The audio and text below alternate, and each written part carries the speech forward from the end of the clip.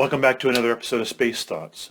This week I'm going to talk about a very incredible incident that took place. Call it incident, event is probably a better word, this past week, where the Northrop Grumman's MEV docked with an Intelsat satellite in geosynchronous orbit.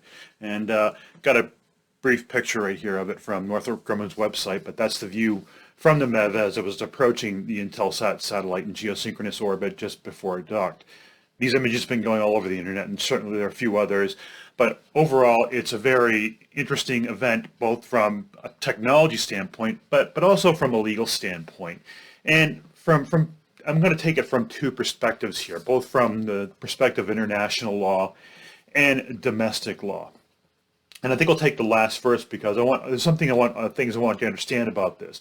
Now, this isn't the first time a spacecraft has rendezvoused with another spacecraft and docked with it. The military has funded and performed missions like this before, but this is the first time a commercial venture has gone out and actually done this. One commercial satellite, the MEV, docking with another commercial satellite, the Intelsat satellite, in geosynchronous orbit. So this is really significant because the rules that apply aren't national security laws or government federal laws, but rather commercial laws under the commercial space laws we have here in the United States. And that's significant because when Northrop Grumman proposed this mission to begin with, the way the laws are in the books right now wouldn't allow them, doesn't specifically authorize this type of mission.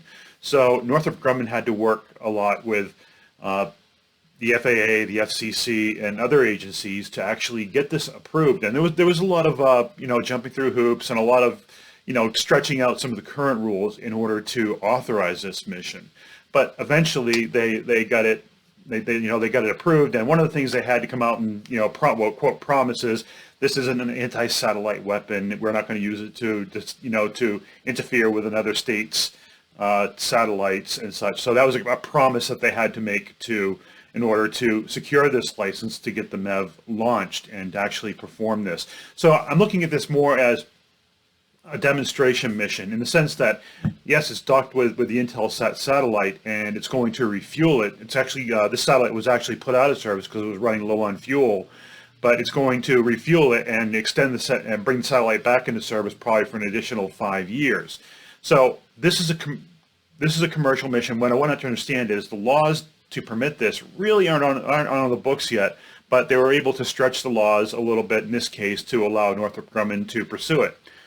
So what does this mean for future missions? Well, future missions are probably going to be a little more difficult to get around, and that's where we get back to Congress. And Congress has to come in and basically look at the commercial space laws and expand them for these other missions, what we call non-traditional commercial space activities. Right now, the rules are pretty narrow about what commercial companies can do, and what Congress has to do is authorize the FAA or the Department of Commerce or whoever ends up becoming the authorizing agency for these types of activities to actually permit these types of missions. And some of the missions that might get included are space resource extraction missions.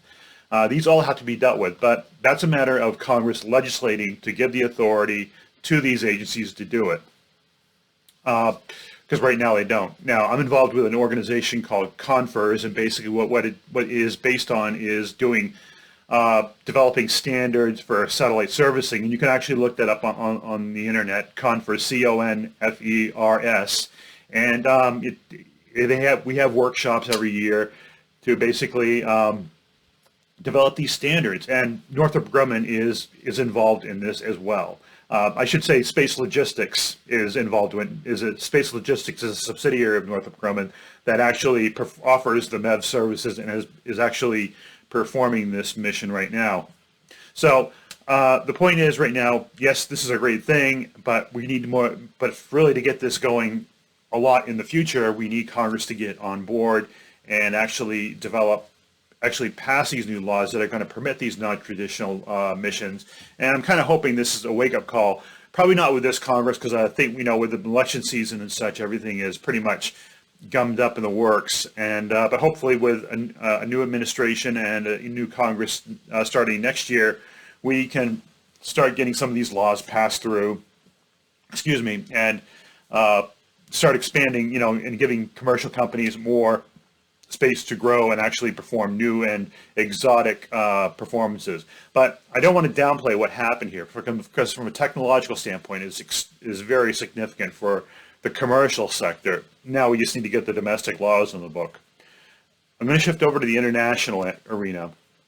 And, this is significant from the perspective that it creates what we call norms or standards of behavior. And when I talk about norms, I really mean customary international law. Let me give you an example, is Sputnik 1. When it launched beforehand, there was a question about whether outer space was nationalized. The act of launching a satellite into orbit that passed over the territory of other states without protest basically created a customary principle or norm of free passage of outer space. In other words, this is an acceptable behavior. So by performing this mission and actually docking and refurbishing this, we are kind of, testing the waters in the international arena to see what kind of response there is. And really, I don't think there's been too much of a negative blowback from it, and to the point where we can consider this is an activity that can be considered a norm for the future. So that means other countries will look and say, okay, based on the current structure of international space law with the Outer Space Treaty and its progeny, this is an acceptable behavior. It operates within the framework of that. And other states say, oh, we can do this now too. And that's one, and that's a good thing and that's a bad thing. And I always tell, some people that sometimes, performing all these missions are really great and stuff, but sometimes but you also got to consider it's basically going to give a green light for other nations to perform it. I mean, I think a prime example was back during the Cold War, the U.S. and the Soviet Union performed destructive ASAT tests in orbit, and that was pretty. There was really no protest of it, and in my opinion, it kind of created a norm or a standard of behavior about these types of tests. And it's my opinion that the People's Republic of China kind of relied on that, how you say, precedent to perform their destructive ASAT test, although that did bring a lot of, concern about the debris cloud that it did create.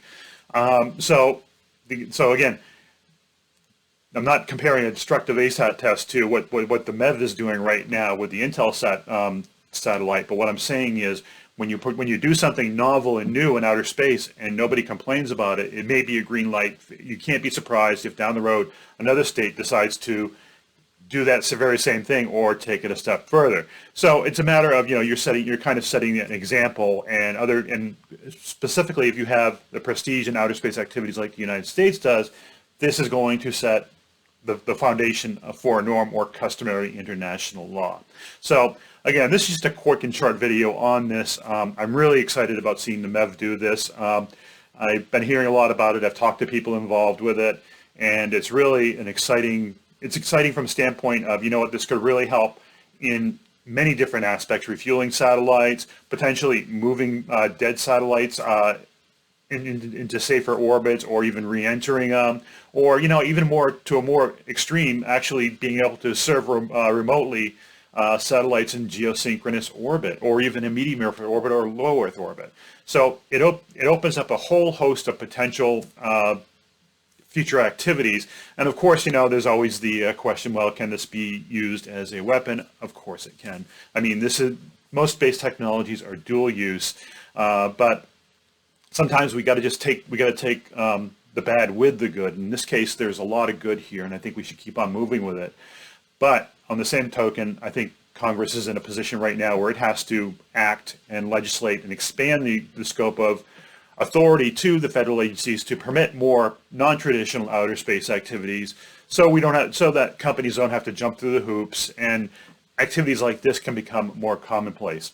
So anyways, that's all I had to say about this. I want to make it quick because it is a nice day out there, and we'll see you in the next episode.